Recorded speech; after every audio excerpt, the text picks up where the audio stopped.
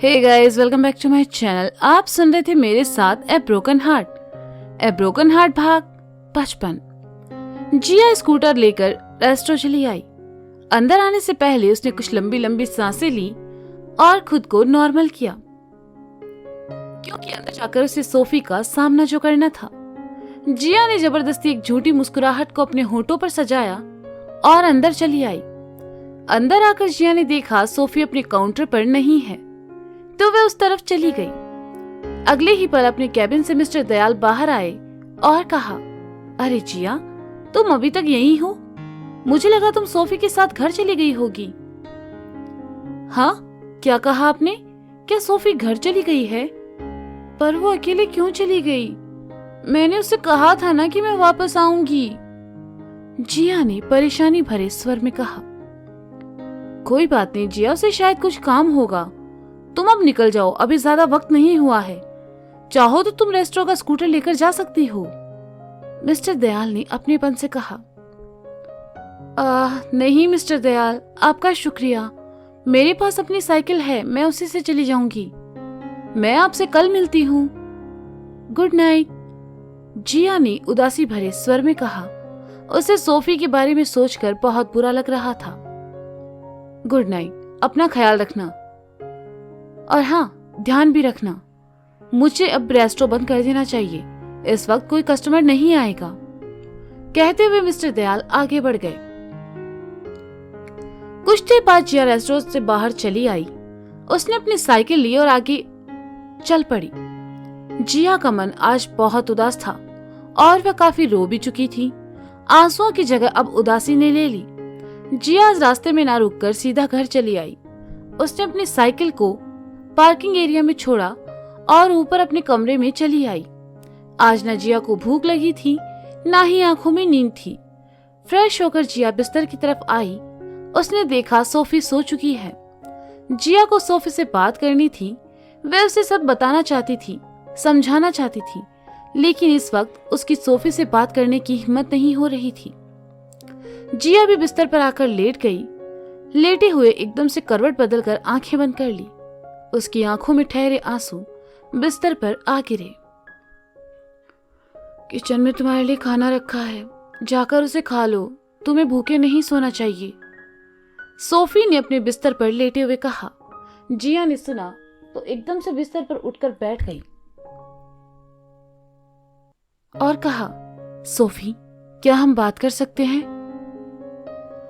मुझे इस वक्त तुमसे कोई बात नहीं करनी जिया। खाना खाओ और चुपचाप सो जाओ। मुझे बहुत नींद आ रही है, मुझे सोना है, सोफी ने कहा और अपनी कंबल को मुंह तक खींच लिया। जिया फिर उदास हो गई। वह कुछ देर बैठकर सोफी को देखती रही और फिर वापस बिस्तर पर लेटकर अपनी आंखें मूंद ली। जिया ने खाना नहीं खाया। दिल टूटने के बाद आखिर भूख कहाँ लगती है। अगली सुबह लिली आंटी की आवाज से जिया की नींद खुली। वह आंखें मसलते हुए खिड़की के पास आई और जैसे ही नीचे झांका, वहां खड़े आदमी को देखकर हैरान रह गई और जल्दी से दौड़ते हुए नीचे आई। जिया ने देखा घर के बाहर मोहम्मद भाई खड़े हैं, जिनसे जिया ने कर्ज लिया था, और वो लिली आंटी से बहस कर रहे हैं। जैसे ही मोहम्मद भाई ने जिया को देखा, लिली आंटी से कहा, देखो वो रही वो लड़की, उससे पूछो क्या उसने मुझसे कर्ज नहीं लिया, पूछो उससे। जिया, ये कौन है और ये सब क्या कह रहा है? लिली आंटी ने जिया से पूछा। लिली आंटी, मैं आपको समझाती हूँ, जिया ने उन दोनों की तरफ आते हुए कहा। ये समझना समझाना बाद में, पहले मेरे पैसे दो। मैंने तुम्हें इतना वक्त देकर गलती कर दी।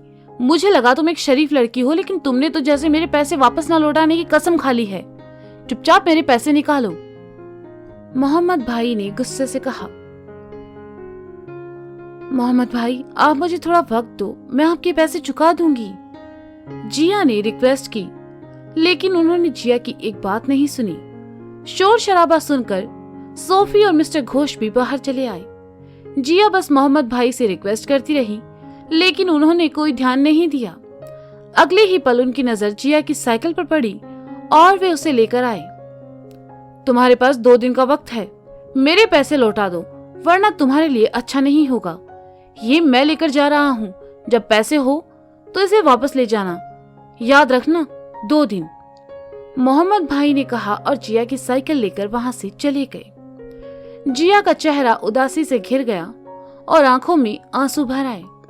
उसने पलटकर जैसे ही सोफी को देखा, सोफी वहां से अंदर चली गई। मोहम्मद भाई का कर्ज न चुकाने के कारण जिया की साइकिल चली गई। अपनी प्यारी साइकिल को जाते देखकर जिया की आंखों में आंसू भर आए। भारी मन के साथ वह जैसे ही पलटी, उसकी नजरें दरवाजे पर खड़ी सोफी से जा मिली। सोफी ने कुछ देर जिया को देखा और फिर वहां से चली गई। जिया उदास हो गई। लिली आंटी जिया के पास आई और कहा, ये सब क्या है जिया? वो आदमी कौन था और ऐसे तुम्हारी साइकिल कैसे ले गया? क्या तुमने उससे कोई कर्ज लिया है?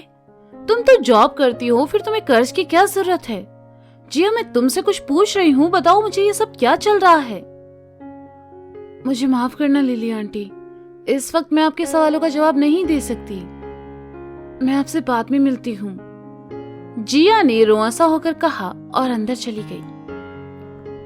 मुझे लगता है जिया किसी मुसीबत में है, वरना वह किसी से इतना बड़ा कर्ज क्यों लेगी? मिस्टर घोष ने लिली आंटी के कंधे पर हाथ रखते हुए कहा। हाँ शायद, पर इस बार ये जिया ने अच्छा नहीं किया। अगर वो किसी परेशानी में थी तो उसने हमें क्यों नहीं बताया? क्या हम लोग उसकी फैमिली नहीं है? लिली आंटी ने उदास होकर कहा। लिली, हो सकता है उसने परेशानी में कुछ ना बताया हो। वैसे जिया हम लोगों से कुछ नहीं छुपाती, उसे थोड़ा टाइम दो, वो खुद ही तुम्हें सब बता देगी, मुझे यकीन है। चलो आओ अंदर चलो, मिस्टर घोष ने लिली आंटी को समझाते हुए कहा। लिली आंटी मिस्टर घोष के साथ अंदर चली आई। जिया अपने कमरे में आई। उसने देखा सोफी गुस्से में है तो धीरे से कहा, मैं तुम्हें बताने ही वाली थी। क्या जिया, क्या बताने वाली थी तुम? हाँ, तुम इतनी सेल्फिश कैसे हो सकती हो? इतना सब हो रहा है और तुमने मुझे बताया तक नहीं। तुमने एक अनजान आदमी से कर्ज लेने की कहाँ जरूरत पड़ी? जरूर तुमने ये पैसे उस लड़के ईशान के लिए खर्च किए होंगे, और मिस्टर दयाल से भी तुमने जो उधार लिया, क्या वो उसी के लिए था? बोलो जिया, चुप क्यों हो? मुझे ये सोचकर हैरानी हो रही है कि एक लड़की के लिए तुम खुद को परेशानी में कैसे डाल सकती हो। उसका सपना पूरा करने के लिए तुमने कर्ज ले लिया और वो तुम्हें छोड़कर चला गया। बस करो सोफी, तुम हर परेशान को बीच में क्यों ले आती हो? जिया ने गुस्से से चिढ़ते हुए कहा। क्योंकि उस लड़की की वजह से आज तुम परेशानी में हो। उसका सपना पूरा करने के पीछे तुम अपनी जिंदगी का सुकून भूल चुकी हो जिया। तुम जानती भी हो उस लड़के की वजह से तुम आज कितनी बड़ी मुसीबत में फंस चुकी हो। उसने पैसों के लिए तुम्हें इस्तेमाल किया और यहाँ से चला गया। तुम्हें लगता है वो लौट कर आएगा? वो कभी नहीं आएगा। सोफी ने गुस्से से दुख भरे स्वर में कहा। मैं उससे प्यार करती हूँ सोफी, जिया ने लगभग आंखों में आंसू भरते हुए कहा। ये कैसा प्यार है जिया जिसमें सिर्फ तुम्हारा इस्तेमाल हो रहा है? क्या तुम देख पा रही हो पिछले 1 महीने में तुम कितना बदल चुकी हो? तुम छुपाने लगी हो, सबसे झूठ बोलने लगी हो, और तो और जिया तुम बिना किसी को बताए कर्ज ले रही हो। जैसे आज वो तुम्हारी साइकिल लेकर गया, ईश्वर ना करे कल को वो तुम्हें कोई और नुकसान पहुंचा दे। तुम समझ नहीं रही हो जिया, ये सब चीजें एक दिन तुम्हें बड़ी परेशानी में डाल देगी। जरा देखो खुद को, क्या थी तुम और क्या हो गई हो उस लड़के के चक्कर में। तुम अब वो पहले वाली जिया नहीं रही।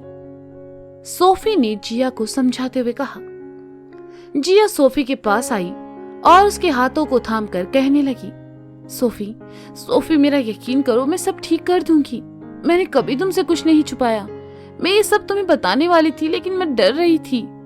मैंने डेस्टिनी को भी ये सब बताया। अगर तुम्हें मेरी बात का यकीन ना हो तो तुम मुझसे पूछ सकती हो। मेरा यकीन करो। बहुत सही जिया, तुम एक पिल्ले को अपनी परेशानी बता सकती हो, लेकिन अपनी दोस्त को नहीं। और शायद तुम्हें करना भी नहीं चाहिए, क्योंकि ईशान और उस पिल्ले के अलावा इस शहर में तुम्हारा कोई अपना है भी तो नहीं। सोफी ने जिया को ताना मारते हुए कहा। ओह सोफी, ऐसा कुछ नहीं है। मैंने कहा ना, मैं तुम्हें बताना चाहती थी, जिया ने कहा। लेकिन सोफी ने उसकी एक बात नहीं सुनी और कहा, सच तो ये है जिया कि तुमने कभी मुझे अपना समझा ही नहीं। अगर समझती तो मुझे जरूर बताती। अच्छी दोस्ती निभाई तुमने। जिया आगे कुछ कहती इससे पहले ही सोफी वहां से चली गई। सोफी का गुस्सा जायज था और उसे गुस्से में देखकर जिया की आंखों में आंसू भर आए। उसने सोफी को जाते हुए देखा और भर्राए गले से कहा, मेरा यकीन करो सोफी, मैं तुम्हें सब बताना चाहती थी लेकिन मैं डर गई थी। मुझे लगा न जाने तुम कैसे रिएक्ट करोगी। ओह सोफी, सच में तुम मुझे गलत समझ रही हो। मैं सच कह रही हूँ, मेरा विश्वास करो। मैंने तुम्हारा दिल दुखाया, उसके लिए मैं तुमसे माफी मांगती हूँ। प्लीज मुझे माफ कर देना। कहते हुए जिया रो पड़ी। उसे हमेशा समझने वाली सोफी भी आज उसकी कोई बात सुनने को तैयार नहीं थी। जिया रोते हुए बिस्तर पर आ बैठी। आज जिया ईशान को बहुत मिस कर रही थी। वह चाहकर भी ईशान से बात नहीं कर सकती थी, ना ही उससे मिल सकती थी। उस पर इन दिनों जिया पर मुसीबतों का पहाड़ टूट चुका था। हमेशा हंसने मुस्कुराने वाली जिया की जिंदगी में एकदम से सब बिखर गया और उसके होंठों पर हंसी गायब हो गई। जिया बीते दिनों के बारे में सोचती रही और सोचते सोचते सो गई। उसकी आंख लग गई। कबर्ड की खटपट से जिया की नींद टूटी। उसने देखा कि सोफी है तो जिया आंखें मसलते हुए उठी और कहा, क्या तुम कहीं जा रही हो? हाँ, मैं मिस्टर दयाल के रेस्टोरेंट जा रही हूँ। सोफी ने गले में अपना बैग डालते हुए कहा। जिया उठी और सोफी की तरफ आते हुए कहा, लगता है मैं सो गई थी। तुमने मुझे जगाया क्यों नहीं? क्या हम साथ साथ चल सकते हैं? तुम रुको, मैं तैयार होकर। जिया अपनी बात पूरी कर पाती इससे पहले ही सोफी ने कहा, मुझे देर हो रही है, मैं चलती हूँ।